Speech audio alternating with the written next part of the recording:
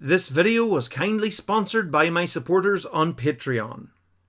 Before we begin, if you haven't already, please subscribe and hit the bell icon to keep up to date with all my upcoming history videos.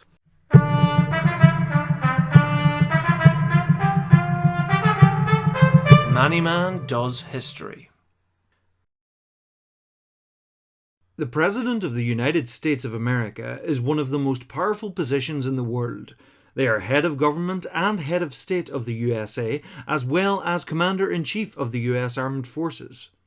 The President must be a natural-born citizen of the US, at least 35 years old, and must have been a resident of the US for at least 14 years. And they are elected through the hilariously overcomplicated electoral college system, in which the people vote for an elector to vote for the president, instead of voting for the presidential candidate directly, sometimes leading to a candidate losing the popular vote, aka the amount of votes cast by people themselves, and still winning the presidency thanks to the Electoral College.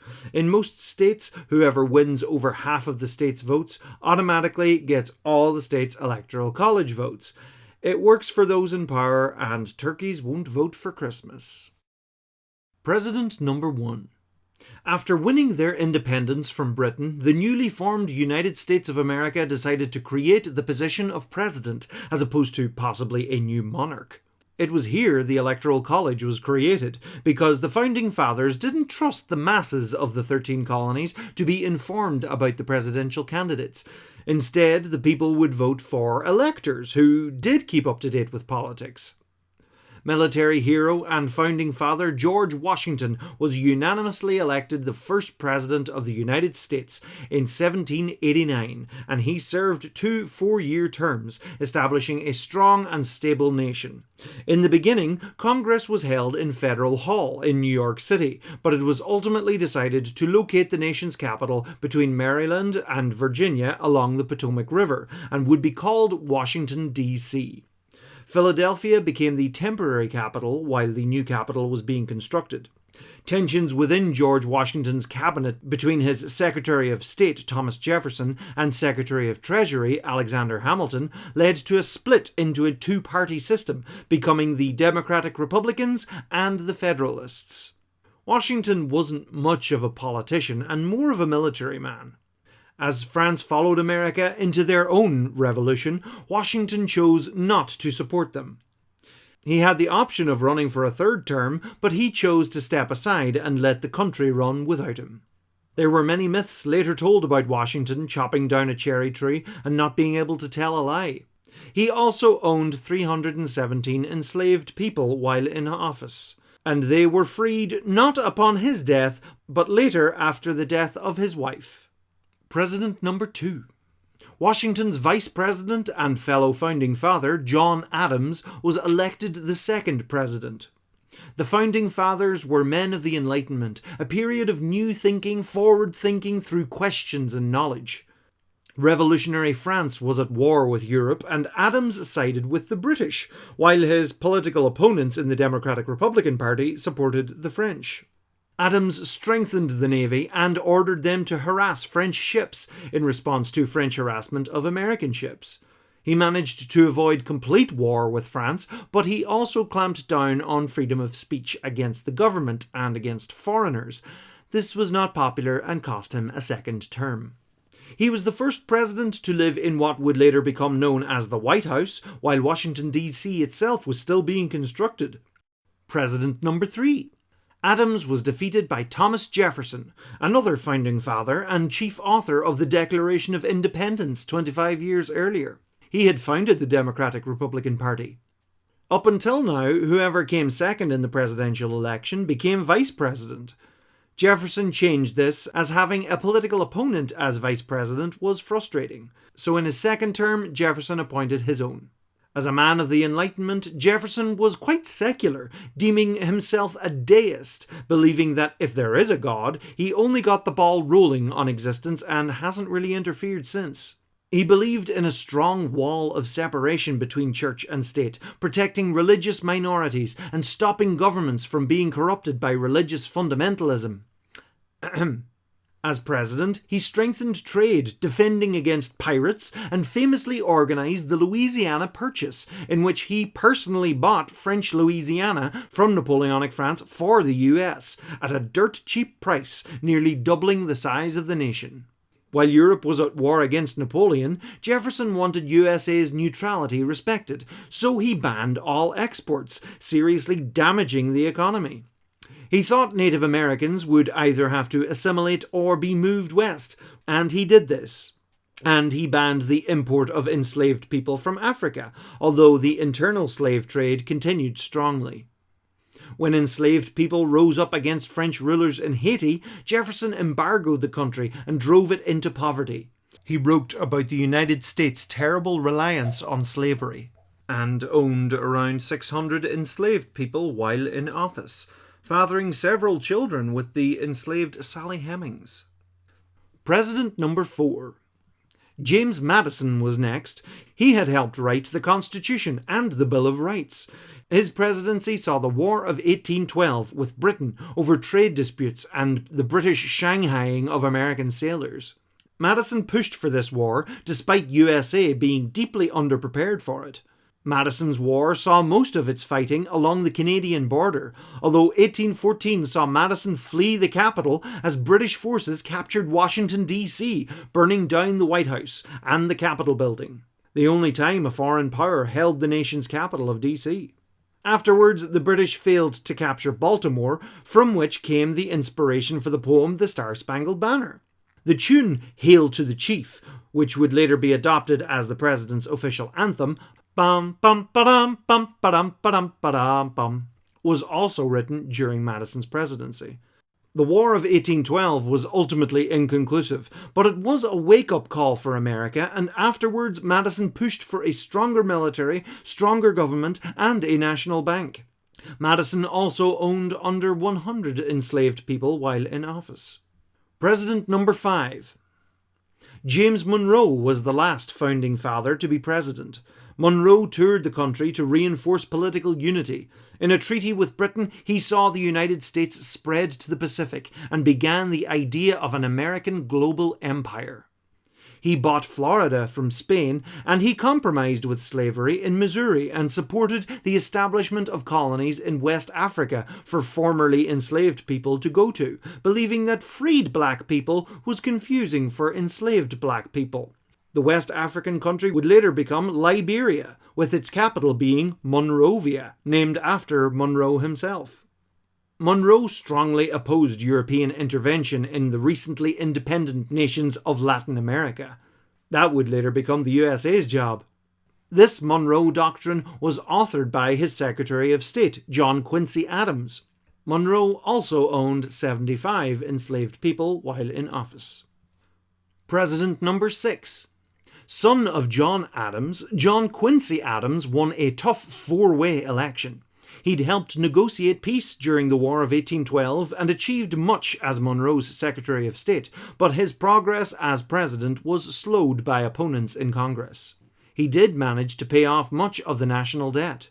Northern factories were in trouble because imported goods were cheaper than their products. Adams brought in tariffs on imported goods to save Northern industry. John Quincy's father, John, would die while his son was in office.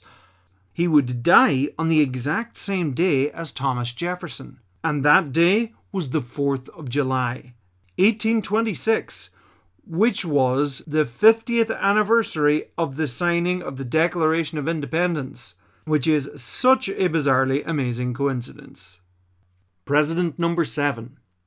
Hero of the Creek War, Andrew Jackson, who previously had helped reform the Democratic-Republican Party into the Democrats, faced secession threats from South Carolina as they complained that tariffs brought in by John Quincy Adams were having a heavy cost on the less industrialized, cotton-trading slave states of the South.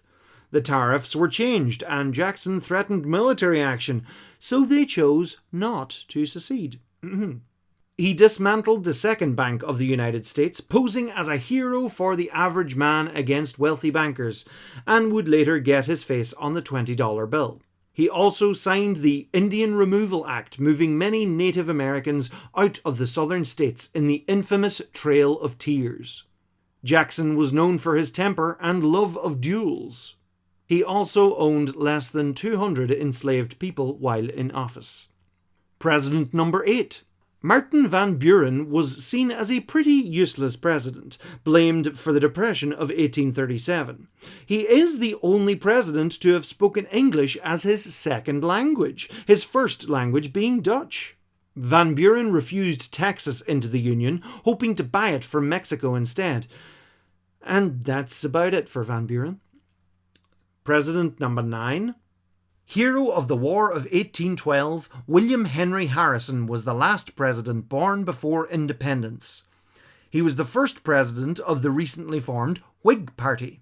He planned huge reforms in the cabinet and gave a 2-hour-long inaugural speech, and then came down with a cold and died of pneumonia barely a month after his inauguration, becoming the president with the shortest term at 31 days. President number 10. After the death of William Henry Harrison, there were questions over what would happen next. Who would become the next president? But John Tyler, the vice president, went ahead and had himself sworn in, becoming the 10th president, and he completed the rest of Harrison's 4 years, setting a presidential precedent. Economic difficulties made the Whig Party want a national bank again, but Tyler refused, and many of his own cabinet resigned. Tyler had much opposition and almost faced impeachment. John Tyler also owned 70 enslaved people while in office. President number 11. James K. Polk was a very successful president. After Mexico refused the U.S. annexation of Texas, Polk waged war against Mexico and won Texas, but the war would rage on. He eased up on tariffs, which pleased the southern states. A border dispute with Britain over Oregon led to the 49th parallel becoming the border between the USA and Canada. The war against Mexico ended in victory for the United States, resulting in the annexation of the entire southwest region. Polk promised only to serve 1 term, which he did. He then died 3 months later of cholera. He also owned 25 enslaved people while in office. President number 12. Zachary Taylor was a hero of the Mexican-American War and not much of a politician. All of these new territories in the Union brought up the question of slavery and whether it would be allowed to spread into these new territories. Strong divisions in Congress between Northerners and Southerners were becoming more apparent, but Taylor mostly stayed out of it. He died a year and a half into his presidency. He also owned less than 150 enslaved people while in office. President number 13. After Taylor's death, his vice president Millard Fillmore completed the term. Fillmore supported the Compromise of 1850, easing tensions about slavery, for a while at least. He looked to open trade with Japan, who had been in self-isolation for over 200 years. Fillmore sought re-election but failed. His Whig Party collapsed, part of which would go on to form the Republican Party. Fillmore joined the Know Nothing Party, which was deeply anti-Catholic and anti-immigrant, as the 19th century saw more and more immigration from Europe and indeed Catholic regions, such as Ireland, Italy and Poland. President number 14. Franklin Pierce is often regarded as one of America's worst presidents. A Democrat from the North, he was elected to unite North and South in their efforts, but he was strongly against those who wanted to abolish slavery. He believed they were a huge threat to the Union. He strongly supported the Fugitive Slave Act and the Kansas-Nebraska Acts, resulting in bloody conflict in Kansas over the issue of slavery and the formation of the Republican Party. Pierce purchased more land from Mexico, but ironically his actions against abolitionists led to the South ultimately wanting to secede. President number 15. James Buchanan was another lousy president, failing to find common ground to unite the deeply divided northern and southern states over the issue of slavery. The South declared their secession towards the end of Buchanan's presidency in reaction to the election of Republican candidate Abraham Lincoln. President number 16. Abraham Lincoln is arguably seen as one of the greatest presidents in United States history, but ironically was probably one of the closest things the United States had to a dictator, as he took many executive powers into his own hands as the Civil War against the newly formed Confederate States of America broke out. As a side note, Jefferson Davis was the first and only president of the Confederacy. Lincoln was a master politician and rallied the support of the people with his great speeches. Lincoln was indeed a man of his time and had written plenty opinions which seem controversial today, but actions speak louder than words.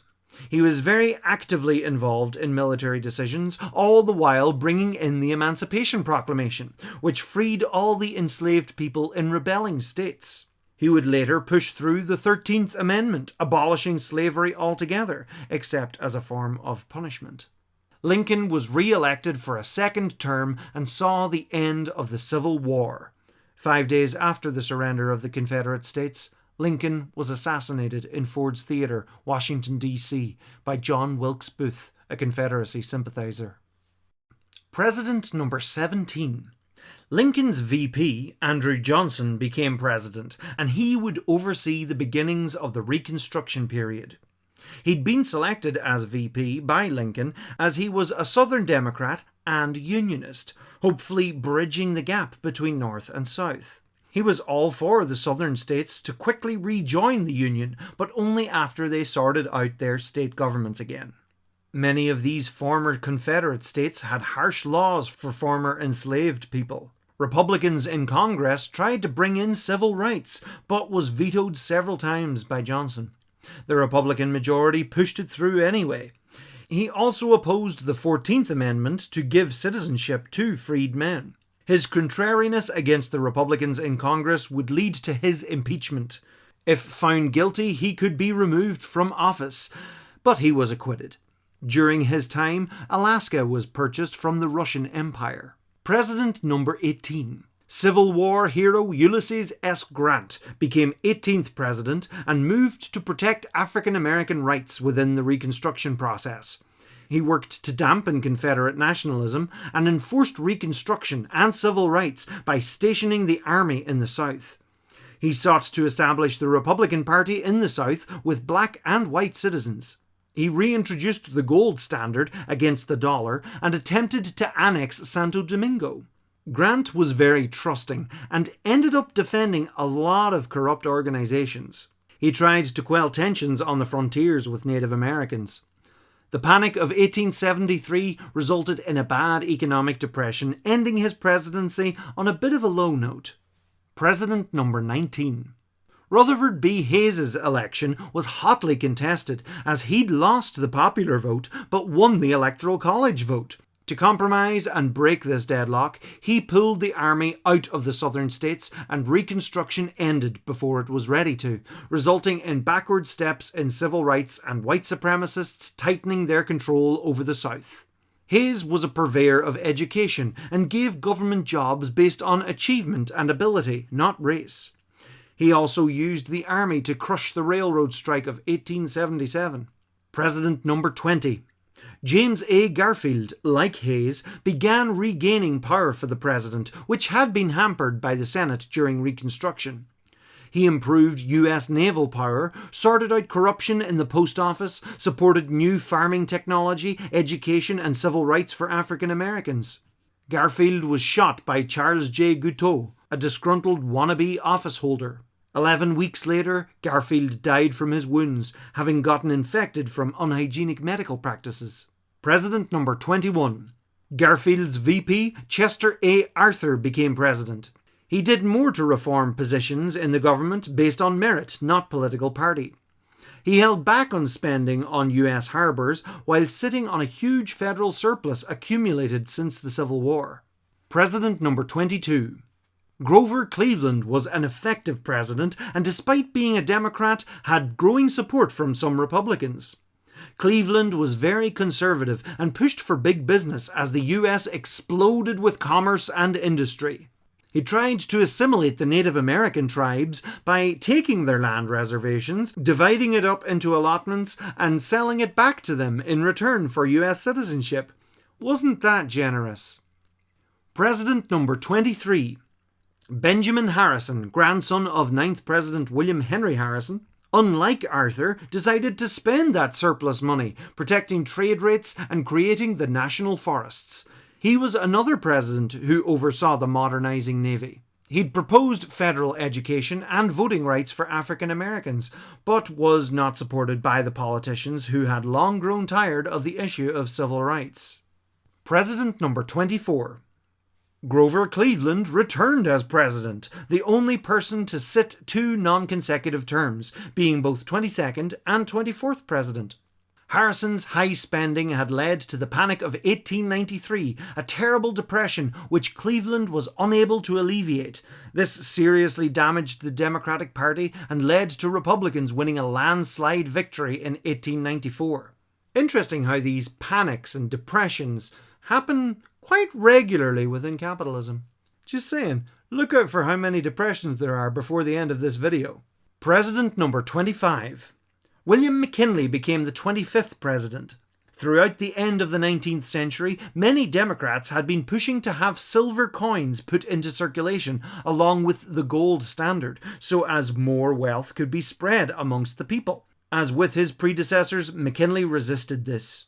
He raised tariffs to protect factories and industry and led the United States against Spain in the Spanish-American War, leading to the USA gaining Guam, the Philippines, Puerto Rico, Guantanamo Bay, not to mention Cuba's ultimate independence. It was at this time the Republic of Hawaii was also annexed to the States. During his presidency, white supremacists staged a coup in Wilmington, North Carolina, unhappy at the recent election of a racially integrated local government. McKinley didn't really do anything about it. In the first year of his second term, McKinley was assassinated by Leon Czolgosz. Theodore Roosevelt would take his place in 1901. President number 26. Roosevelt became president at the age of 42, making him the youngest ever president. He was a great outdoorsman who sought about conserving the United States' natural beauty, so he set up the national monuments and parks. He helped Russia and Japan make peace, winning him the Nobel Peace Prize. He began construction of the Panama Canal and strengthened the Navy yet again. He led the country into the progressive era with his Square Deal, which sought fairness for all. His nickname Teddy became the source of the name for the teddy bear. Despite this, Roosevelt was deeply into his image of manliness. During his presidency, he officially renamed the Executive Mansion the White House and began construction of the West Wing. President number 27. Roosevelt's chosen successor was William Howard Taft. He was very interested in foreign affairs in Central America and East Asia. Taft oversaw the refurbishment of the West Wing and indeed the construction of the Oval Office. He became at odds with Roosevelt, who remained as a prominent Republican. Taft was more conservative, often being more sympathetic to big business, so Roosevelt left the party and ran for re-election under the Progressive Party. This split the Republican vote, leading to a Democrat landslide for Woodrow Wilson. Now, if the US had first preference ranked voting, voting third party wouldn't be such a waste. But again, it works for those in power, so yeah. President number 28. Woodrow Wilson had a lot of control as the Democrats also ruled Congress while he was in the White House. He brought in many progressive laws, including the Federal Reserve Act and the Federal Farm Loan Act, and he also reintroduced income tax. Yay! Wilson proudly screened Birth of a Nation in the White House amidst a deeply racially segregated United States of America. It was during Wilson's presidency that World War I broke out in Europe in 1914. He kept the states out of the war initially, but after many factors, including Germany potentially allying with a volatile Mexico, Wilson brought the United States into the trenches in 1917. He clamped down on anti-war attitudes harshly. He introduced conscription, which caused US numbers to surge in France. Under his presidency came the 19th Amendment, giving women the right to vote. Took them long enough. This annoyed the southern states, but he staffed his cabinet with pro-segregation Democrats, so You win some, you lose some. Loaning loads of money to the Allies in Europe, the United States made loads of money from World War I. With the end of the war, Wilson travelled to Paris to help set up the League of Nations and put together the Treaty of Versailles. For this, he was awarded the Nobel Peace Prize, which was a little bit premature. During this time, the Spanish flu pandemic raged across the United States of America, with Wilson showing poor to mixed leadership. Yay, pandemics. Woohoo! It was his Wilsonian attitude that established the foreign policy of promoting democracy across the world. Wilson suffered a stroke towards the end of his office. Towards the end of his presidency also came Prohibition, which outlawed alcohol, though Wilson had little to do with that. President number 29. In life, Warren G. Harding was a very popular president. In death, it turned out he'd been involved in huge corruption, bribery, private oil companies, and a lady that was not his wife, and thus his popularity plummeted. He had at least been the first sitting president to publicly speak out against lynchings, so that's progress at least. He died of a heart attack 2.5 years into his presidency. President number 30. Harding's vice president, Calvin Coolidge, then became president. He was quiet and kept a small government, working on middle-class ideals. He was the first president to broadcast on the radio. He granted United States citizenship to Native Americans living on reservations. His presidency saw the Roaring Twenties, a time of lavish luxury in the States, at least for the rich, but it was not to last. President number 31. Less than a year into Herbert Hoover's presidency came the Wall Street crash of 1929, sending the economy into freefall, resulting in 25% unemployment and many people losing all their money. Constantly trying to balance the budget, Hoover threw up taxes, which only made things worse, becoming the Great Depression. Prohibition, which Hoover was in favour of, wasn't helping, as no tax was coming in from all of the outlawed alcohol.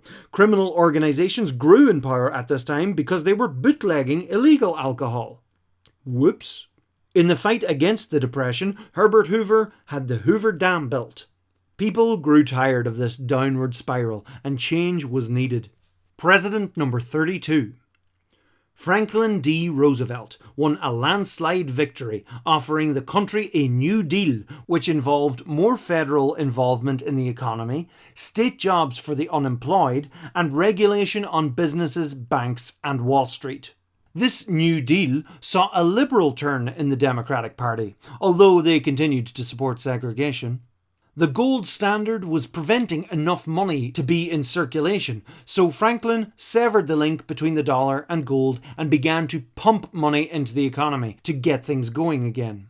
Roosevelt suffered from polio, and since the 1920s he was paralysed from the waist down. He hid this from the public by developing a way of walking, balancing between his son and a walking stick. He didn't want to appear weak. The presidential carvings on Mount Rushmore, South Dakota, were completed during Roosevelt's presidency. World War II broke out, and Roosevelt initially kept out of the war, but as a protector of democracy, he supplied aid to the Allies. He began the work on the development of the atomic bomb, in case Nazi Germany were to do the same. After the Japanese bombing of Pearl Harbor, the United States entered the war. Franklin ordered the incarceration of 110,000 people of Japanese descent, many of which were US citizens. The USA was in a state of total war, the whole country working towards the war effort. Unemployment was down to 2%, with many people either joining the armed forces or working in war factories. Roosevelt worked with Allied leaders in the war effort, laying the groundwork for what would later become the United Nations. Roosevelt was elected for a record 4 terms. He died only months into his 4th term and weeks before the German surrender, leaving the war and the presidency to Harry S. Truman. President number 33. Harry Truman oversaw the end of the war in Europe and approved the dropping of 2 atomic bombs on Japan, which promptly put an end to the war in the Pacific. As president, Truman moved out beyond isolationism into the international sphere, helping establish the United Nations. At the end of the war, the United States was truly a superpower in the world, the other major superpower being the communist Soviet Union. Truman moved to stop the spread of communism, beginning what would become the Cold War. Truman oversaw the Berlin airlift, in which US planes flew aid into West Berlin, which was surrounded by an increasingly antagonistic Soviet Union. Truman saw the Marshall Plan help rebuild Western Europe, and NATO was established to hold together against the threat of the Soviets. Back home, he pushed for civil rights and began the racial integration of the military and federal agencies, much to the dismay of his fellow Southern Democrats. Truman saw the establishment of the CIA, the Department of Defense, the National Security Council, and the NSA. Hi guys. At this time, the presidency became limited to 2 four-year terms. Truman was also the first president to make a live Oval Office address on television.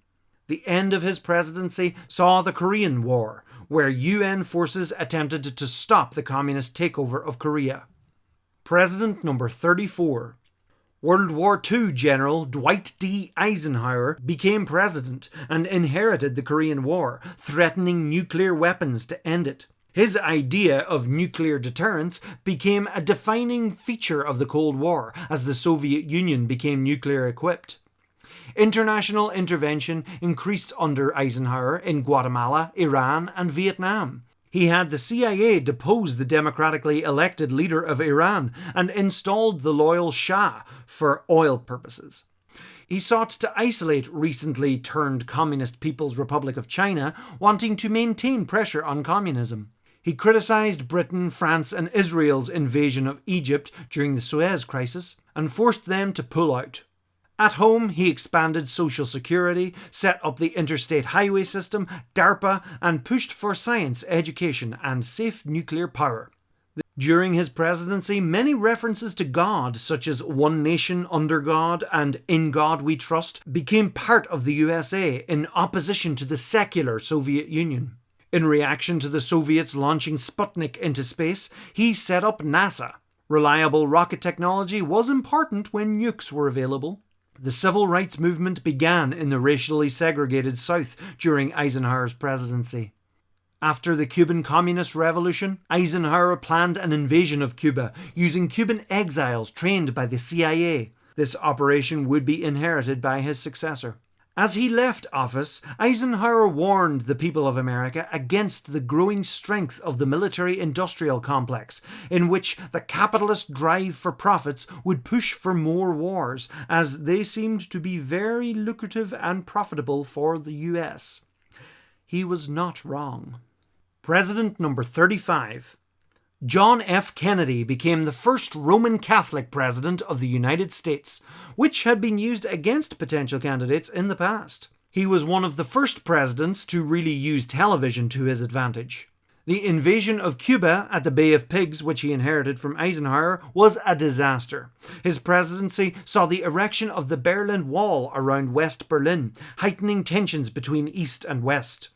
Kennedy sent even more military advisors to South Vietnam who were fighting the Communist North. When it was discovered that the Soviets were building missile silos in Cuba, Kennedy went through a very stressful 13 days known as the Cuban Missile Crisis, where they were on the brink of World War III with the Soviet Union. But because that would have resulted in mutually assured destruction, Kennedy and the Soviet leader Nikita Khrushchev came to an agreement and nuclear war was avoided. Kennedy furthered the space race, aiming to have a man on the moon by the end of the 1960s. He greatly limited nuclear weapons testing internationally with the Partial Nuclear Test Ban Treaty. He also set up the Peace Corps volunteer program. Kennedy is also remembered for his womanizing. His presidency also saw the civil rights movement step up a gear.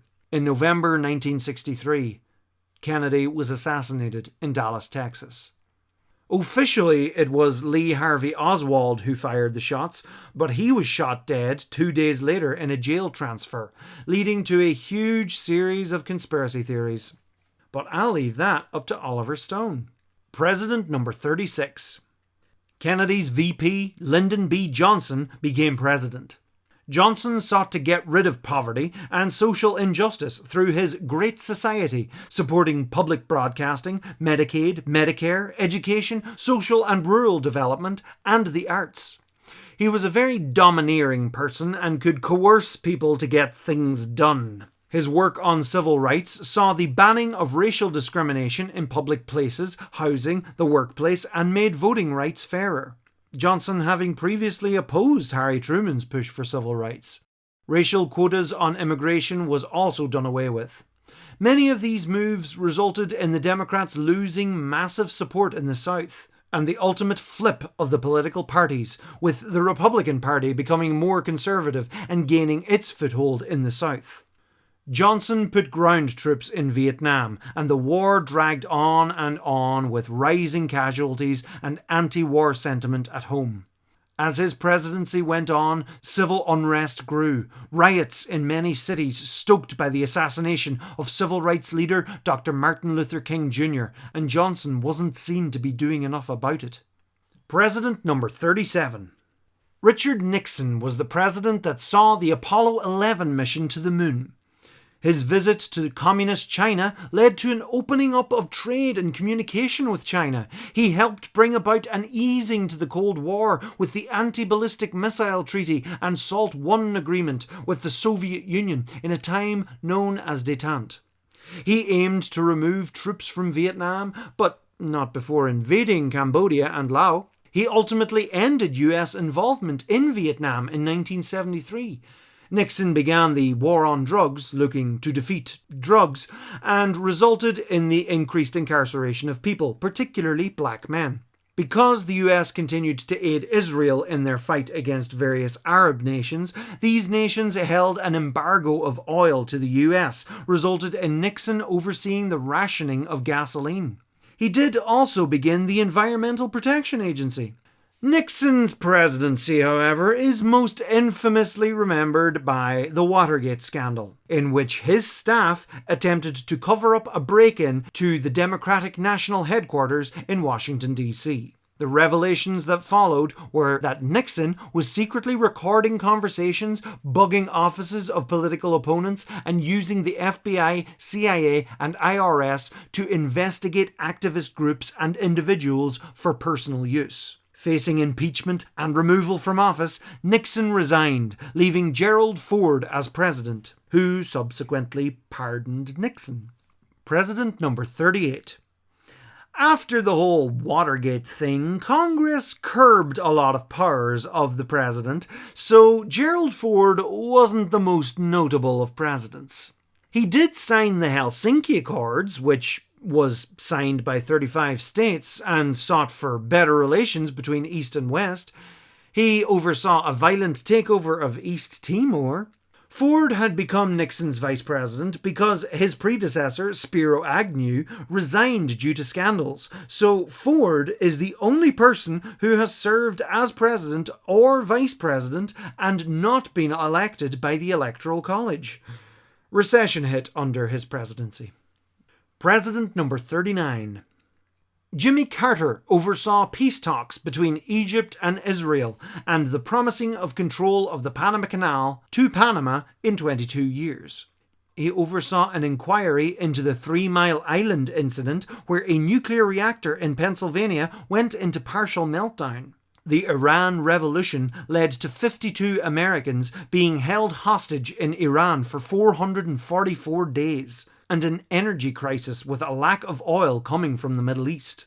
The hostage takers wanted their deposed leader Shah Mohammad Reza Pahlavi returned from the USA, so they could hang him for being a corrupt oil puppet of the West. But Carter wouldn't yield to blackmail.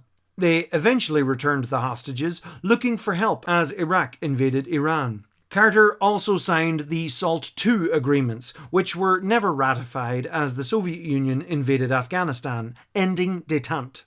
Because of this, Carter led an international boycott of the 1980 Moscow Olympics. Beyond his presidency, Carter set up the Carter Center, campaigning for human rights and environmental issues, and won the Nobel Peace Prize in 2002. As of January 2021, at the age of 96, Carter stands as the oldest living president. President number 40. Former Hollywood actor Ronald Reagan became president in 1981. His economic policies, known as Reaganomics, was a sort of trickle-down economics where they'd reduce regulation and allow big business to make more money, and thus this money would trickle down to the people on the street. Of course, this doesn't work if the corporations hoard all the money. Early in his presidency, Reagan survived an assassination attempt. Reagan was a new vein of the Republican Party, of the evangelical Christian right. Through the CIA, Reagan sought to arm mujahideen in Pakistan to fight the Soviets in Afghanistan and bleed them. Some of these mujahideen would go on to form the Taliban and Al-Qaeda. He increased the war on drugs, resulting in the increased incarceration of people. And the drugs were not defeated. Reagan's administration was caught in a scandal as they secretly sold arms to Iran via Israel in order to free hostages in Lebanon and fund anti-communist Contras in Nicaragua, all the while resulting in increased smuggling of cocaine into the United States of America from Colombia. Just say no. He also ignored the AIDS epidemic in the United States for years, resulting in a lack of AIDS research and 70,000 people dead by the end of his second term. He pushed for ending the Cold War, but not before escalating it by reigniting the arms race and working on ballistic missiles and space lasers. True story. Reagan bombed Libya in retaliation for the bombing of a discotheque in West Berlin, frequented by US troops. Having come close to nuclear war in his first term, Reagan and the Soviet Union signed the INF Treaty to reduce arms. Reagan famously challenged Soviet leader Gorbachev to tear down this wall in Berlin. Months after his presidency ended in 1989, the wall came down. President number 41. George Bush became president and before the end of his first year invaded Panama, deposing their former pawn Manuel Noriega. He promised not to raise taxes and then raised taxes. His presidency saw the dissolution of the Soviet Union and the end of the Cold War and the active promise to reduce nuclear arms. After Iraq invaded Kuwait, Bush waged war on Iraq in the Gulf War against Saddam Hussein. A poorly recovering economy led Bush to losing his campaign for a second term. President number 42. Bill Clinton saw the longest period of peace and economic growth in American history. He signed the North American Free Trade Agreement, allowing free trade between Canada, United States, and Mexico. He reformed welfare and signed in health insurance for children. Clinton, in his position of power, got into an intimate relationship with 22-year-old White House intern Monica Lewinsky. In 1998, Clinton became the second president to face impeachment for lying about the relationship with Lewinsky in a sexual harassment lawsuit. But he was acquitted. Clinton ordered military intervention with NATO in the wars in Bosnia and Kosovo. He denounced Saddam Hussein in Iraq. He also helped facilitate peace talks between Israel and Palestine. His presidency saw the 3 strikes and you're out rule, which led to an increase of the disproportionate incarceration of black men for minor crimes. Despite being a Democrat, Clinton was similar to his 2 Republican predecessors in being a neoliberal, working towards corporate gains. He got rid of Glass-Steagall legislation, which had been put in place to regulate banks after the crash of 1929. Clinton was also known for playing the saxophone. President number 43. George W. Bush, son of George H.W. Bush, became president in 2001, becoming the second president since John Quincy Adams to have had a father as president also. He won a dubiously close election, having the results of the Florida election being decided by the US Supreme Court. Only months after he started came the September 11th terrorist attacks, in which Afghanistan-based terrorist organisation Al-Qaeda crashed planes into the World Trade Center in New York and the Pentagon in Virginia. Bush's reaction was the War on Terror, going to war in Afghanistan and later, along with Britain, against Saddam Hussein in Iraq in search of weapons of mass destruction, which never existed. This dragged-on conflict destabilized the whole region. Another reaction to 9/11 was the Patriot Act and other acts giving the NSA unbridled access to information on people to find terrorist activity. Because adding more hay to the haystack makes it easier to find needles, apparently.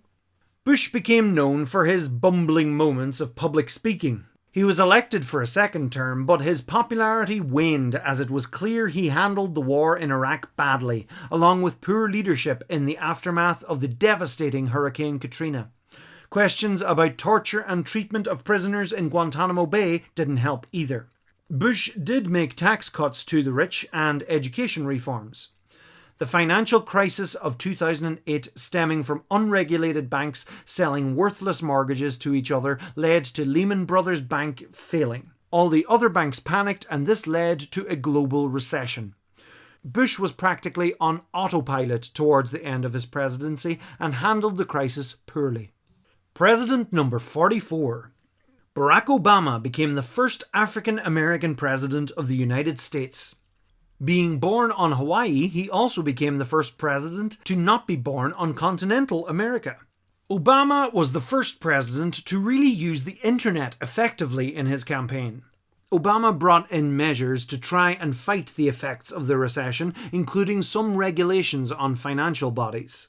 He also brought in affordable health care for more citizens, which annoyed many in opposition. Because who wants to live in the only industrialized country without health cover? He repealed Don't Ask, Don't Tell for homosexuals in the military. Same-sex marriage also became legal during his presidency due to a federal loophole. He sought to reduce nuclear arms with Russia, promised to close Guantanamo Bay, but he faced staunch opposition from House Republicans, so he did not close Guantanamo Bay. Obama bombed Libya against Gaddafi and ordered the operation, resulting in the death of Osama bin Laden, one of the masterminds behind 9/11. With an ever-increasing number of mass shootings across the United States, Obama frustratedly spoke out against gun violence, an ever-growing issue in the United States. He removed troops from Iraq, and the power vacuum, as well as the Syrian civil war, led to huge gains by the so-called Islamic State. Obama also continued drone strike campaigns against the Taliban in North Pakistan along the Afghan border, using unmanned bombers, killing many civilians in the process. Drone strikes were expanded in Pakistan, Afghanistan, Somalia, and Yemen. Obama signed the Paris Agreement, an international agreement on climate change.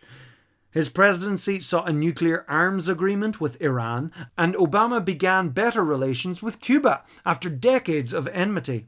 Despite the huge milestone of being the first African American president, Obama's presidency saw an increase in private prisons.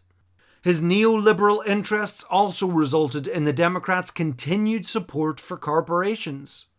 The last years of Obama's presidency saw civil unrest amongst African American communities, protesting against violence and systemic racism towards black people in what became known as the Black Lives Matter movement. President number 45. The campaign for the 45th president saw the first major female presidential candidate, Democrat Hillary Clinton, wife of Bill. The Republican nominee, however, would ultimately become one of the most controversial choices in US history, hijacking the establishment's game and playing by his own rules, businessman and celebrity Donald Trump. The political landscape of the United States was deeply divided, and increasingly divisive algorithms within social media led to a polarization amongst people. Liberals were not seeing what conservatives were seeing on social media, and vice versa. Amidst this division and Russian interference, Donald Trump gained popularity as a strong man running on xenophobic America First rhetoric, very reminiscent of 1930s fascism. Despite the countless scandals, nothing seemed to stick, at least in the eyes of his supporters. Trump won the Electoral College vote despite losing the popular vote by close to 3 million. For many, a vote for Trump was a vote against the establishment, as Clinton seemed to only offer more of the same, and when you got nothing to lose. Clinton's carelessness with emails didn't help. Trump promised to drain the swamp and end corporate bankers' hold over government, and then proceeded to create tax breaks for the wealthy. He spent his first years undoing much of what Obama had achieved, including pulling America out of the Paris Agreement, furthering his deeply unscientific regime.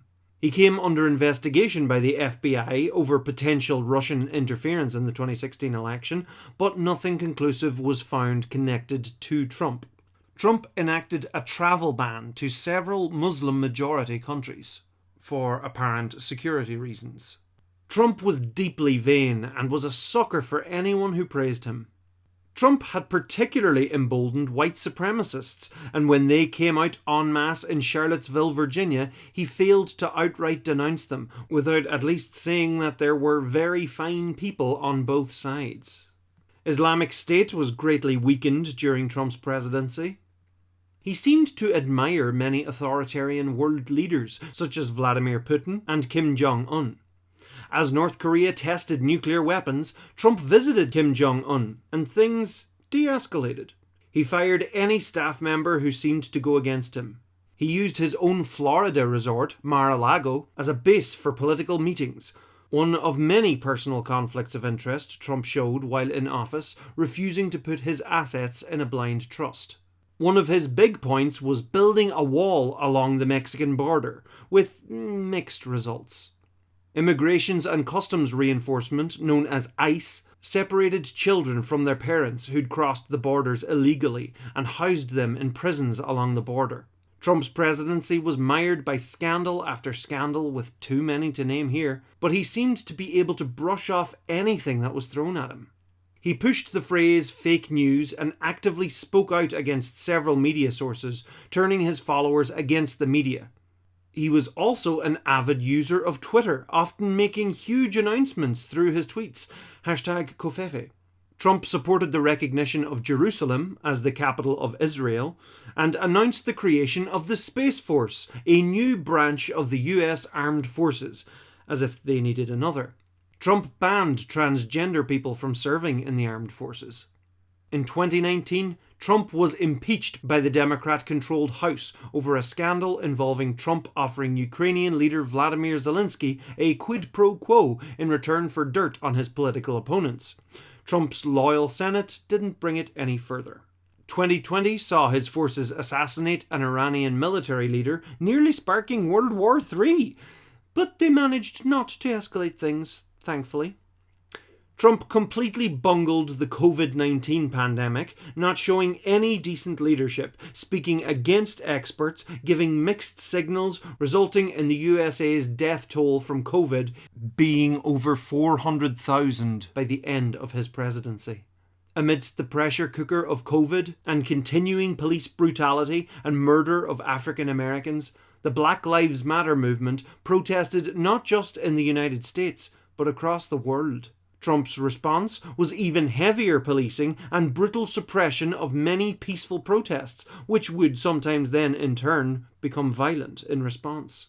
As people went further down the social media rabbit hole, many Trump supporters found themselves believing in the QAnon conspiracy, and that Trump was their savior.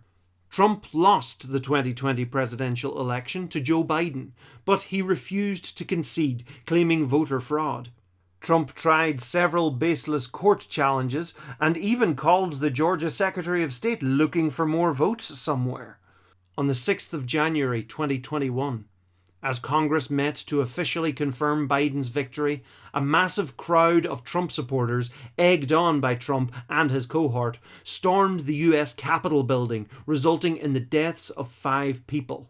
This resulted in Trump becoming the first president to be impeached for a second time, and indeed being banned by several social media platforms, including his beloved Twitter. The waning days of his presidency saw Trump pardoning many people, his allies receiving money for it. Trump left office, refusing to attend Joe Biden's inauguration. He ended his presidency in disgrace, with an impeachment trial and many tax and legal questions hanging over his head. He had fanned the flames of hatred and division in the United States and even further afield. The Republican Party was divided over the distorted influence of Trump. At the beginning of Trump's presidency, the Republican Party had control of the House, the Senate, and indeed the White House. By the end of his presidency, they had lost control of all three. Trump showed how delicate the system of democracy could be. Others like him may come again, and they won't be as inept.